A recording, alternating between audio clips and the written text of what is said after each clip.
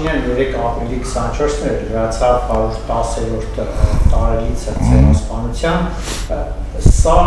այս տարելից ինչ-որ առումով նաև յուրահատուկ է, որովհետև ավելի շատ քաղաքական հայտարարություններ հնչեցին նաև հաշվի առնելով Հայաստանի ներքաղաքական վիճակը, հաշվի առնելով այդ աժիոտաժը, որ մինչև 24-ը ստեղծվել էր Հայաստանում ընդդիմության կողմից, մի ամփոփենք թե ցեղասպանության այդ տարելից, թե նաև այն ինչ արեցին ընդդիմադիրները այս 2 օրերի ընթացքում։ Դե դա բնական է, որտեղ տրանսֆորմացիոն վիճակ է աշխարհաքաղաքական եւ Հայաստանը իր գեոստրատեգիական կայունություններն է որոնում։ Այդ կայունությունները Ռուսաստանից դուրս են։ Դե Ռուսաստանը Հայաստանի պետություն չի ուզում, Ռուսաստանը հովանավորել է եւ իրականացրել է Գալադամորը Արցախում եւ էթնիկ զդման է ենթարկել տվել հայությանը։ Ռուսաստանը ռեալիզացրել է 1921 թվականի մարտի 16-ի պայմանագիրը, որտեղ ուրեմն ըստ էության Լեռնային Ղարաբաղ չկա, ոչ մարզ, ոչ հանրապետություն, այլ ներքին հարց է եղել։ Իսկ հայ ժողովրդին էլ Ղարաբաղյան կլանի եւ նրա նախորդ եւ հետագա չեկիստների միջոցով էշի տեղ դրած քթներից բռնած ֆրծրել է։ Իրեն պետք եղած ձևով տաքացրեց, վերեց եւ կանգնեցրեց փագուղու առաջ,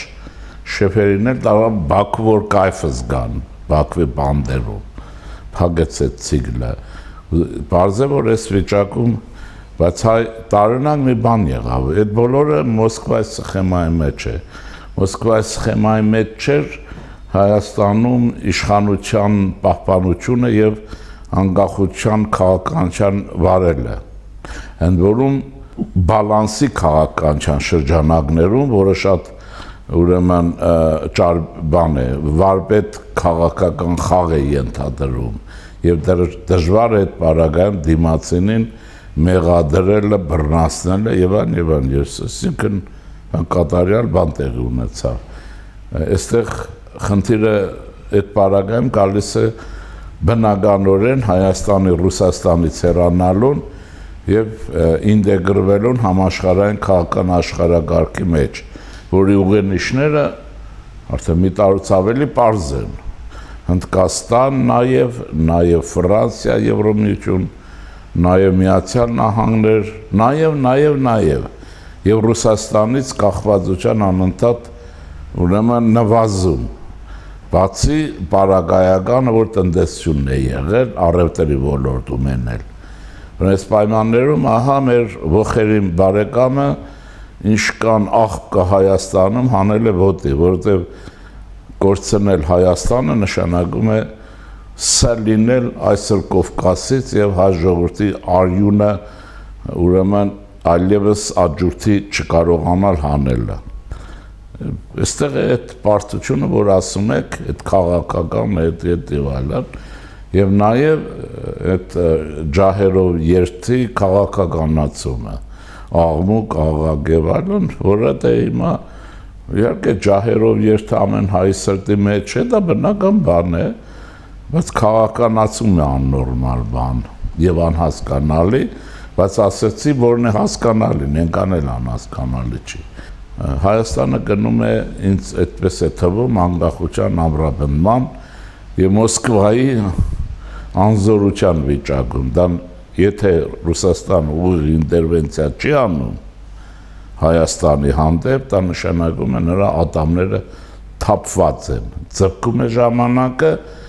իր պատկերացումով հզորանա հետ վերադառնա, բայց այդ վերադարձ չի լինելու։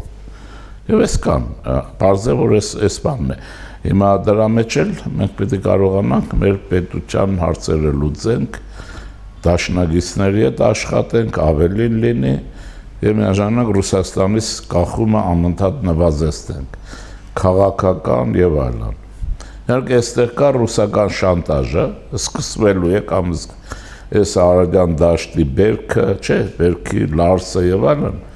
Այստեղ Հայաստանն ունի մի կռվան, որին ինքը պետք է պատրաստ լինի։ Եթե շարունակեն այլանդակությունները ռուսական կողմի եւ այս փալասի Ղարաբաղյան կլանի կգբեշնիկների հիվանդ հոգեկան ռուսականությամբ տառաբող հիվանդների, ուրեմն լեռնահանքարչունաբերությունը, որտեղ ռուսական կապիտալ կա, պիտի ազգայնացվի։ Ռուսները դրան են դանում, հայերը չեն ուզում հավանաբար, որտեղ սեփականատերերը գողապետության պարագլուխներն են, ու Հայաստանը չի։ Բայց դա առիթ է նաև, որ Հայաստանի իշխանությունը կամ կցուցաբերի եւ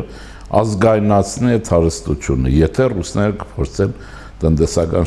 շանտաժն օգտագործել։ Դրա մեջ կա նաև արդեն նոր ուղենիշ, որը անցած տարի հաստատվել է եւ դա Միացյալ Նահանգների հետ ռազմավարական գործընկերությունն է։ 3 ցեղասպանության պարագայով լրացած կլնեք Թրամփը ուղերձ է հղել, ինչպես կասեն, թե ցանկություն է հայտնել եւ ասել է, որ ռազմավարական գործընկերության շարունակականությունը պիտի ապահովվի։ Էլ ինչ եք ուզում, աստուց կրակ եք ուզում։ Այս թելը պիտի ուժեղացվի եւ Հնդկաստան, այս Իրան, այս զուգորդումը։ Պես որ ամեն ինչ նորմալ է, աննորմալ է, որ հայ ժողովրդի մեջ մնում է այդ հոգեկան հիվանդ շերտը, արմյաշկեն։ Ես գիտեք ինչ եմ մտածում, երևի սրանք արդեն բոլոր ցուցիչներով արմյաշկեն, հայուկը, որը հայը չի արժանապատիվ, երևի ենթաեթնոս են իրենք առանձին, հայ չեն, այսինքն ուկրաինացիք ավելի շատ ռուս են, քան թե ուրեմն արմյաշկեն հայ է։ Հիմա գիտեմ, որ կատաղի փրփուրը բերանին կգբեշնիկների ուրեմն ոռնոցը լինելու է թուրքական շամբեզ, բայց դե իրողություն է, արմյաշկեն կրկնեմ հավանաբար ավելի քիչ հայ է, քան թե ուկրաինացին ռուս է։ Ողբերգություն է, բայց իրենց համար է ողբերգություն։ Թող ընտրվեն, այո։ Ովքեր եւ ինչու են քաղաքականացնում ցեղասպանության այդօրը։ Ղարաբաղի կլանն է, որի տակ ես ենթադրում եմ ռուսական գաղտնի ծառայությունն է աշխատում, ուզուրպատոր կաթողիկոսն է, որը հայ եկեղեցու հետ որևէ առնչություն չունի եւ եկեղեցին Կիրիլի տրամադրության տակ է դրել եւ խախտել է ոչ միայն կազմակերպական կանոնը, որ մեր եկեղեցին ինչ կապ ունի ռուսականի հետ, երկրորդը նաեւ դավանաբանական ոճիր է գործում, որտեղ մենք մոնոֆիզիտ ենք, ռուսները դիոֆիզիտ են, մեր դավանանքները հարաբերականության այդ ընդհանրականության մեջ շատ տարբեր են։ Այս մարդը ոճիր է գործում, ուզուրպատորի մասին է խոսքը։ Հիմա եւ նաեւ այն միամիտ չասեմ, բայց տասնամյակների ընթացքում ռուսականացած ռուսի գիտակցությամբ հայն է, էլի են հիշում եք մի ժամանակ ԽՍՀՄ տարիներին խոսք կար, էլի ուրեմն մի 0 կարծեմ 3 Ժիգուլիներ, էլի ասում էին 06-ը, ասում էին լավ մեքենա է, ասում էր հա, ասում էիր ոնց է, ասում է դե ջորու մատորով 03 է։ Այս ջորու մատորով հայը, որը ջորի է տարել, ոչ թե մատորն է, այս շերտն է։ Հիմա դա 4 տարի է պատերազմ մղում Հայաստանի անկախության դեմ հանուն Ռուսաստանի եւ Ռուսաստանի շահերի պաշտպանության։ Այսինքն սրանք Հայաստանում կռիվ են տալիս Ռուսաստանի համար։ Մինչդեռ Ուկրաինայի օրինակով պիտի լիներ, Հայաստանում կռիվ պիտի տային Ռուսաստանի դուրս մղման համար եւ հիմա ռուսները արդեն վաղուց դուրս էին եկել։ Այստեղ մի հարց կա։ Ներ հաջողությունները, անհաջողությունները կապված է այս պարագայում բալանսի քաղաքականություն վարելու պարագայով այն մնացած ուղղությունների հաջողության համար Թուրքիայի հարաբերությունների կանոնավորումը։ Իսկ Թուրքիայի հարաբերությունների կանոնավորումը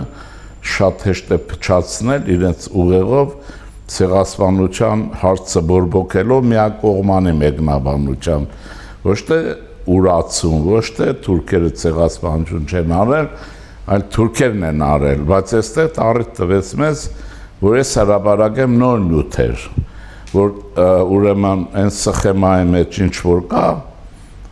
մենք ինչպես որ հաջորդից սովորեցրել են, դա իրականության հետ քիչ աղերս ունի, որովհետև պարզ է, որ խոշոր տերությունները ասկամ այն չափով, ժամանակի խոշոր պետությունները մասնակից են ցեղասպանության ակտի կատարման այս կամ այն չափով, կասեմ, բայց այնտեղ հիերարխիա կա, թիվ կա, ովքեր են դրանք, պարզ է առաջինը Թուրքիան է և դա շահառուն է, Արևմտյան Հայաստան և Արևմտահայության ունեցվածքը հարստությունը մնացել է, մեր մշակութային ժառանգությունը մնացել է Թուրքիային և Թուրքիայում, երկրորդ մասը կա, որպես կանոն սխեմայից մենք գիտենք, որ գերմանացիներն են, բայց գերմանացիները չեն, երկրորդը Ռուսաստանն է, կա գործադրած երկիր, Թուրքիան և սադրիչ երկիր, և սադրիչ երկիր Ռուսաստանն է, այստեղ հիերարխիան եթե տեղափոխում ես, ուրեմն այնտեղ լինում է երրորդն է Գերմանիան, որպես Թուրքիայի դաշնակից, որ ինքը չի արել, ինքը օգնել է, բայց սադրիչը, այսինքն սադրիչը Ռուսաստանն է, երկրորդ կողմ է, հիմա ես ընթերցողին եմ թողնում մի հարցի պատասխան, որ ինքը թող մտածի ասի, սադրիչն է գլխավորը ոճրագործների մեջ, թե գործատրողը, այս հարցը եթե մեկը ինձ պիտի մեղադրի, որ ես սխալ եզրակացություն եմ անում, պիտի կռվի նաև Վիլյամ Սարոյանի հետ, 1936 թվականին Սարոյանն ունի մի հայտնի աշխատանք Հայաստանի անթրանիկը, թե հայերի անթրանիկը, 1936-ին հայերենով Գարուն ամսագիր ժամանակին թարգմանել են, տեղ ասում է, որ Հայաստանի հարցը լուծում էին երկու պետությունները, մեկը կոպիտը ծույլը, դաժանը չորը թուրքներ, մյուսը խորամանկը, հաջորդի եղբայրը և սադրիչը, որը ամբողջը կազմակերպել էր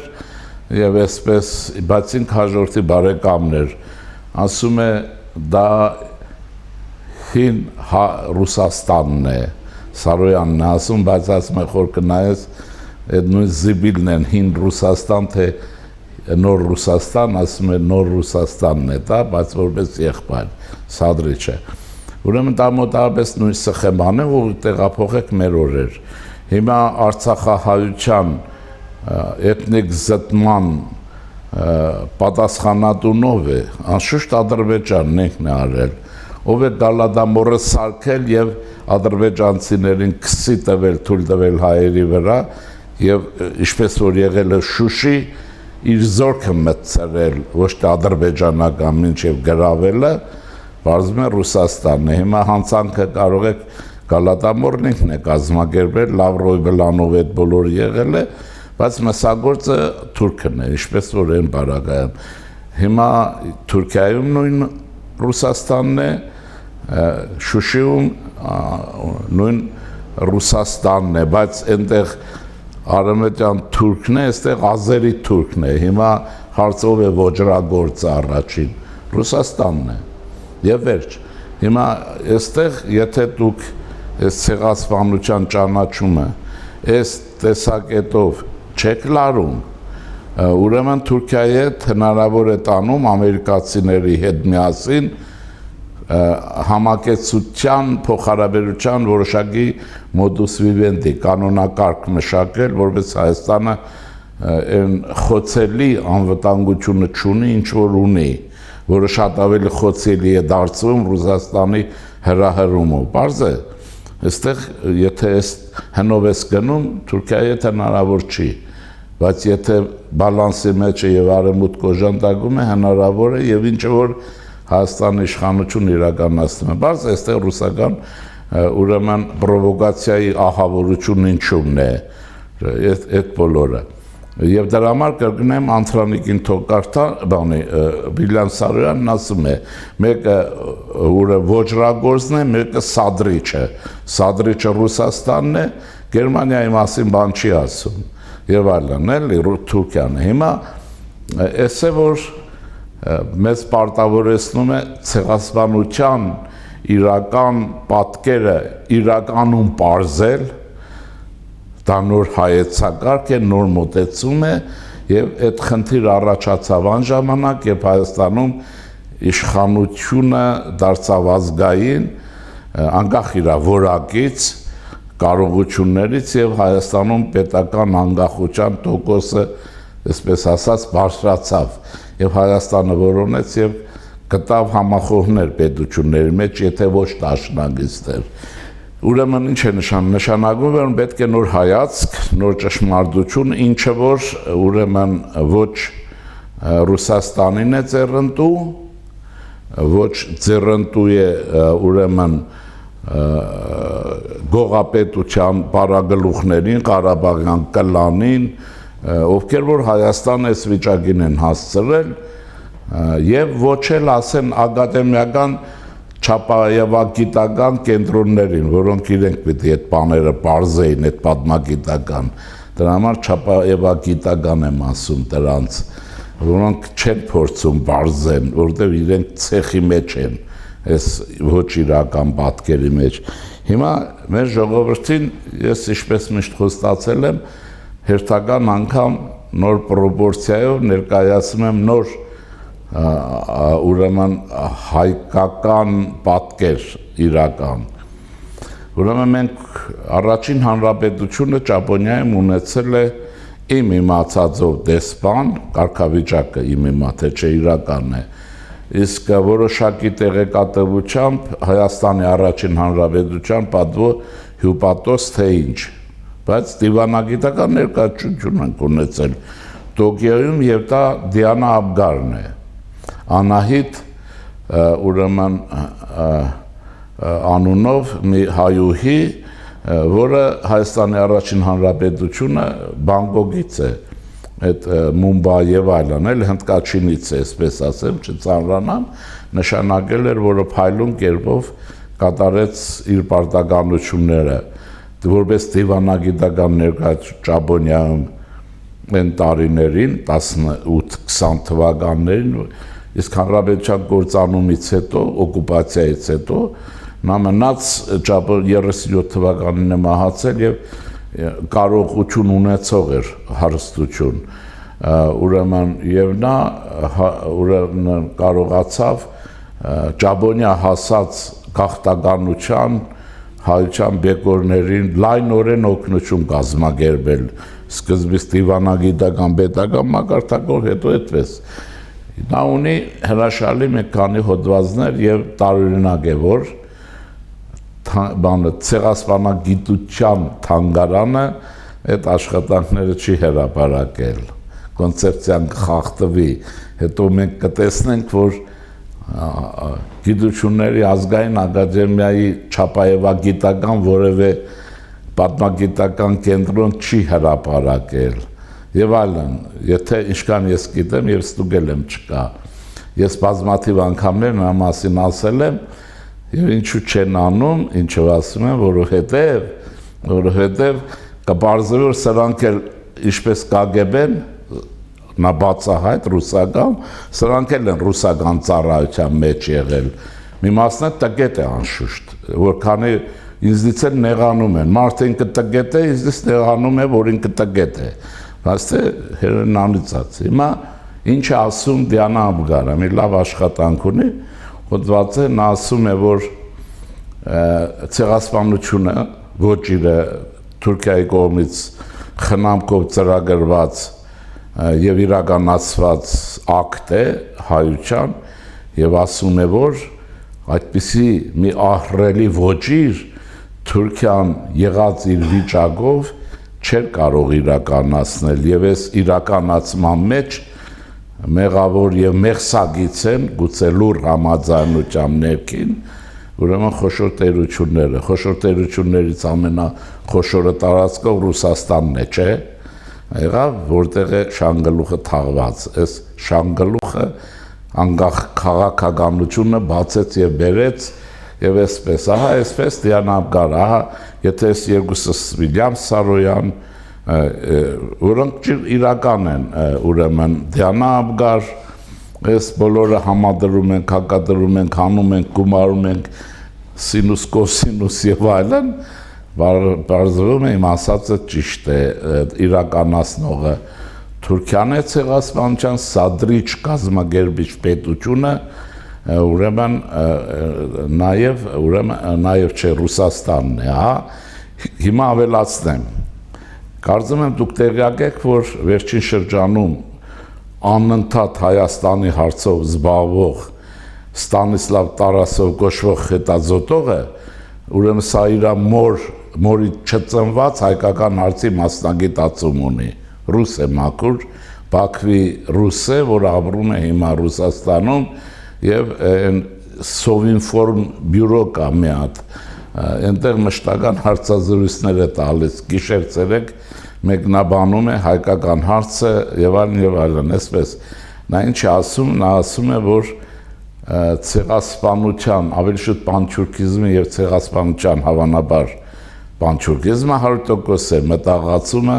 եւ այլն մտահղացվել, իրականացվել է ցարական Ռուսաստանի բանակի գլխավոր շտաբում եւ Էնվերը իրենց լրտեսն է եղել։ Պարզ է, ահա որտեղ է ցեղասպանության բուն արմատը։ Այս հարցը եւ այսպես ուրեմն այս հարցը փակվում է կարծես թե չէ, ինչը որ վայնասուն է բարձրացնում ԿԳԲ-ի վերահսկողության տակ գտնվող բոլոր հիմնարկներից, որտեղ հայությունը դա չպիտի իմանա։ Եթե իմանում է, ուրեմն մի ավելի մեծ ոճրագործ Ռուսաստանն է, որտեղ բարեկամ է։ Չէ, բարեկամից ավելի շատ, քան թե բան է։ Դրա համար էլ, բայց սխեման նույնն է։ Ցեղասպանությունը կատարվել է նույն սխեմայով, ինչ որ Ադրբեջանից Արցախահայությունը տեղահանվեց ռուսների օգնությամբ։ Ես ասեմ, որ ինչու եմ ասում, ես անցնենք այս կողմերը։ Կարծեմ, ուրեմն ինչ որ մեկը հրապարակել է, որ Շուշի գրոհի ժամանակ ադրբեջանցիներն առաջինը չեն մտել Շուշի, ռուսական ռազմական բեռնատարները ռուս զինվորներով մտել են Շուշի։ Այդպես եղել է շատ տեղերում, օրինակ Խնածախի թե չգիտեմ որ շրջանում, չեմ հիշում, թե դա ստուգելու փաստ է, ռուս սպաները եկել հայ զինվորներին ասել են ղարաբաղցիներին, ելեք գնացեք զենքը տրեք, գնացեք ձեր գյուղեր եւ այլն, ստե շուտ ծրվեք։ Հիմա ինձ համար փակագծում մի բան ասեմ, իսկ Հայաստանի բանակը, եթե իրեն հայրենիքից ռուսները զրկում են, ինքը պետք է զենքը դնի գնա, ինչու չեն կռվել ռուսների դեմ չեմ հասկանում։ Շուշիում ինչու չեն խփել Շուշի մտած ռուսներին։ Այս ինչ է, պարադոքս է, այս մեկը, բայց բոլոր դեպքերում հիմա այդ դրանից նորից վերադառնանք այստեղ, որ ահա այդ ցիկլի մեջ, հա, ասեցի Դիանա Աբգար եւ այլն։ Հիմա փաստագրական մասը ասեմ, ցիկլը փակեմ, էլի։ 1912 թվականին նախաձեռնվեց ուրեմն գերմանա-ռուսական Արևմտյան Հայաստանի ռեֆորմի ծրագիր 12 թվին եւ սկսվեց Արևմտյան Հայաստան երկու զոնայի բաժանվեց իբր պիտի ռեֆորմի ենթարկվեր եւ այլն, բայց 14 թվականին հունվարի 8-ին 14 թվականին համաձայնություն առաջացավ, պայմանագիր կնքեցին Գերմանիան եւ Ռուսաստանը Հայաստանի ռեֆորմի մասին, որը հաջորդին ուղիղ դարավ գենոցիդի քուրա, ուղիղ այդ համաձայնությունը։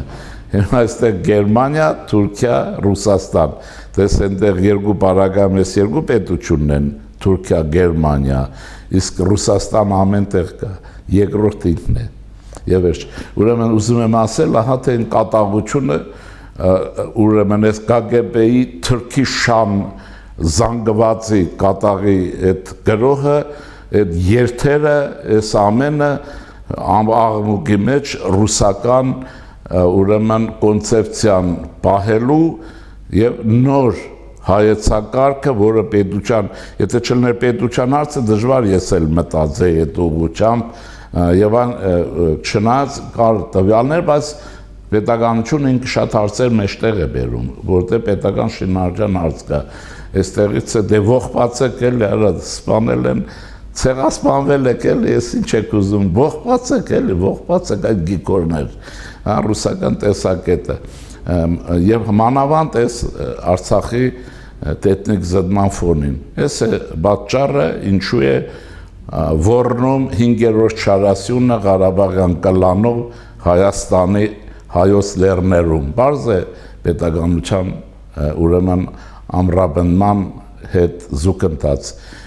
Այստեղ մի բան կա տարօրինակ, ինձ համար տարօրինակ Հայաստանի իշխանությունների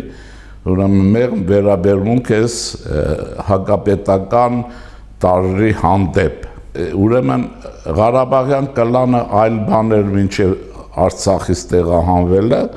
Արցախից տեղահանումից հետո ահռելի քանակությամբ ռուսական KGB-ի ղարաբաղցիներ լցվեցին Հայաստան։ Խոսքս արցախայցյան մասին չի խոսքը,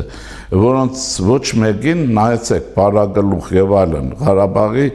էլիտա կոչվածն է, կրկնեմ, սա արցախայցյան հետ կապ չունի։ Ուրեմն բոլորը Ալիևի KPB-ով անցել են, չէ՞, փաստաթղթերը չեն տվել, այդ հա, չեն, այդ գեներալները, Ղարաբաղի գեներալները, որ անցան, ադրբեջանցիք ինչի թողեցին Հայաստան, եթե վտանգ չէին ներկայացնում չպիտի ներկայացնային, նենը կդանային Բաքու, նրանցին չի դարան, որտեղ ինֆորմացիայի կրողներ էին և փողի տեր էին, փողերն են կթում և ինֆորմացիայի տեր են, իսկ սրանց ինչու բաց թողեցին, որ կան ապակայունացնեն, չէ, ստեղ իշխանա, սրանք հիմա վիզ դրած Ղարաբաղյան կլանի բոլոր մասնաճյուղերով և նրանց ովքեր ուրեմն գողապետության շրջանի իշխանություններ են եղել, մեկը մի օր շուտ երյագար լքած մյուսը, այս բոլորը ինֆորմացիայի և սեփականության տերեր են, չէ,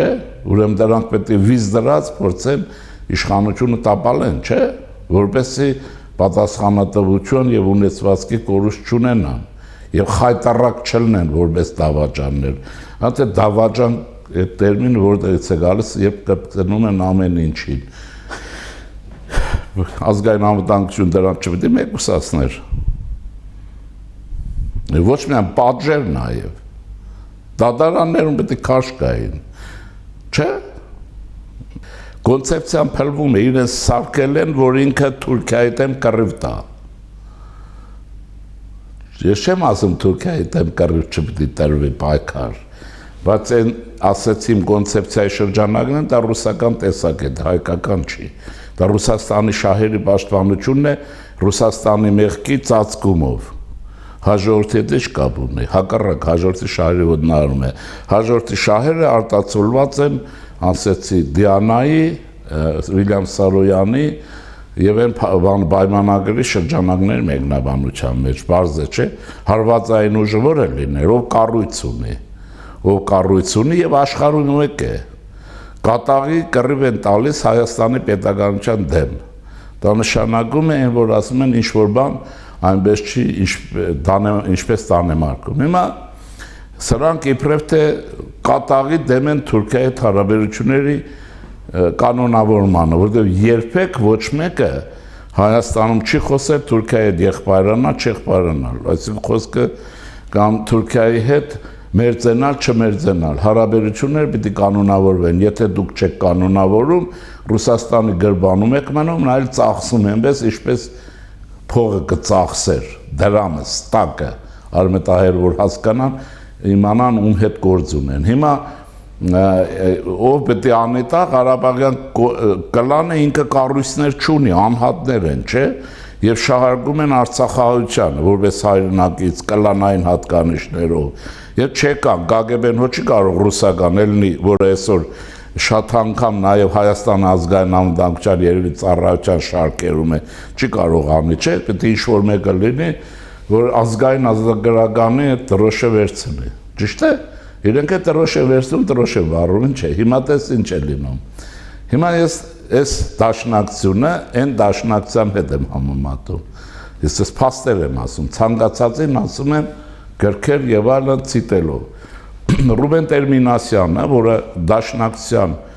երևելիներից մեկն է, որ Արամ Մանուկյանի զինակիցն էր,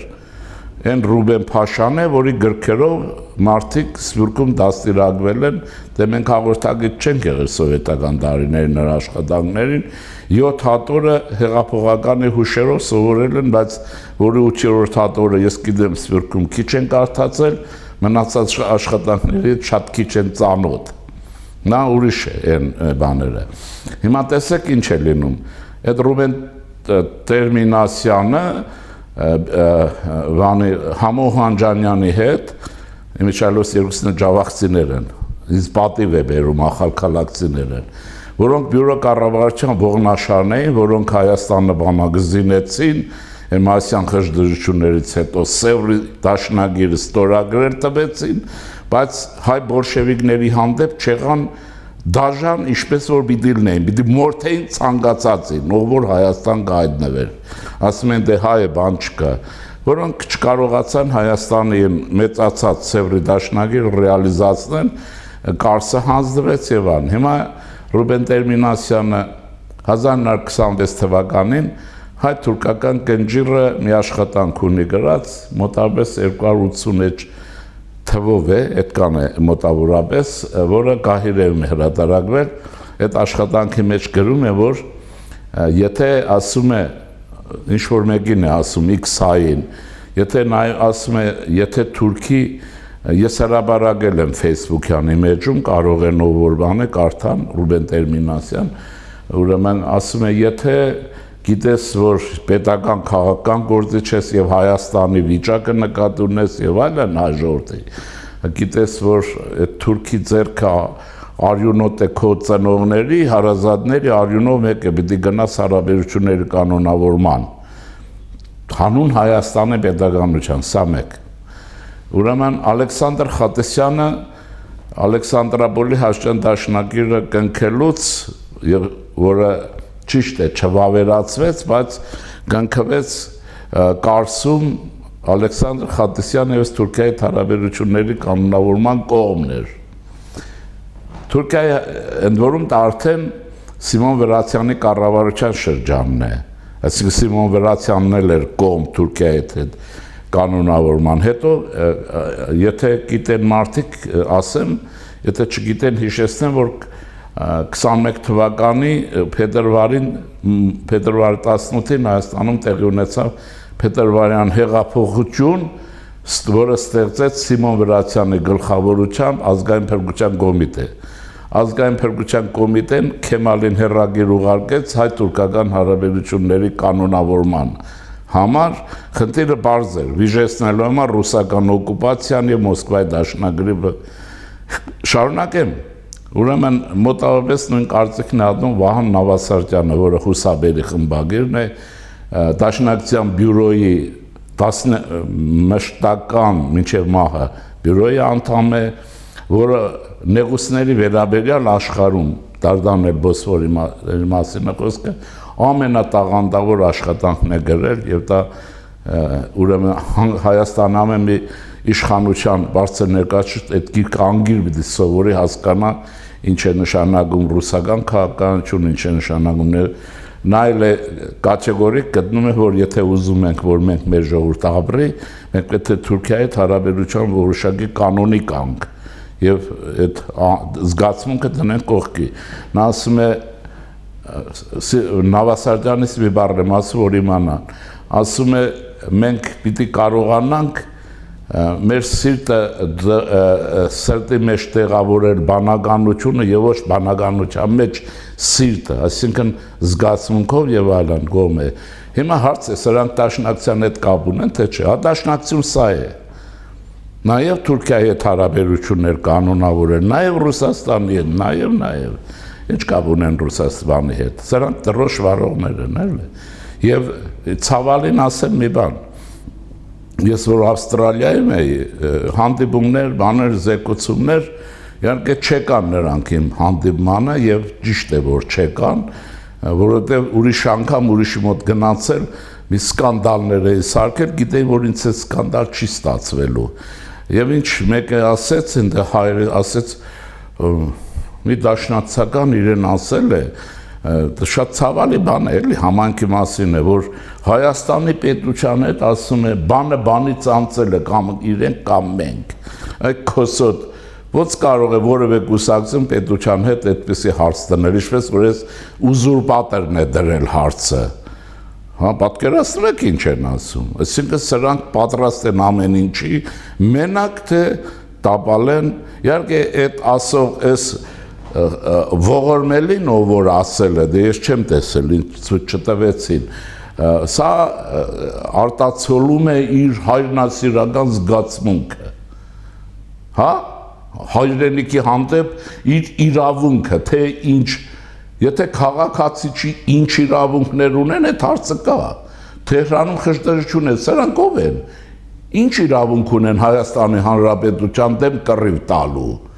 եթե Today չեն, Today-ն էլ գիտեք, հա, եւ այլ, հիմա ինչ եմ ուզում ասել, այսպեսի բաներ,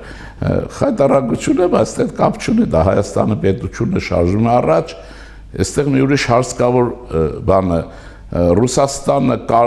իրենք կարող են ռուսների միջոցով հարց լուծել ուղիղ իմաստով, ուրիշ ձևով հարց չի լուծվելու, մնացել են անգործ եւ այդ բացահայտումների մեղմության վրա իմ ասածները արդեն ուրիշ բաներ են, չէ՞։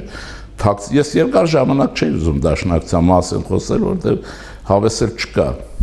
բայց ասեցի հեղինակներ, իրենք պետք է ասեն կամ Ռուբեն Տերմինասյանը դաշնակցական չի, կամ իրենք, կամ Խատիսյանը դաշնակցական չի, կամ իրենք, հիմա ով է դաշնակցական, Ռուբեն Տերմինասյանը, թե իրենք, ես հարցն է։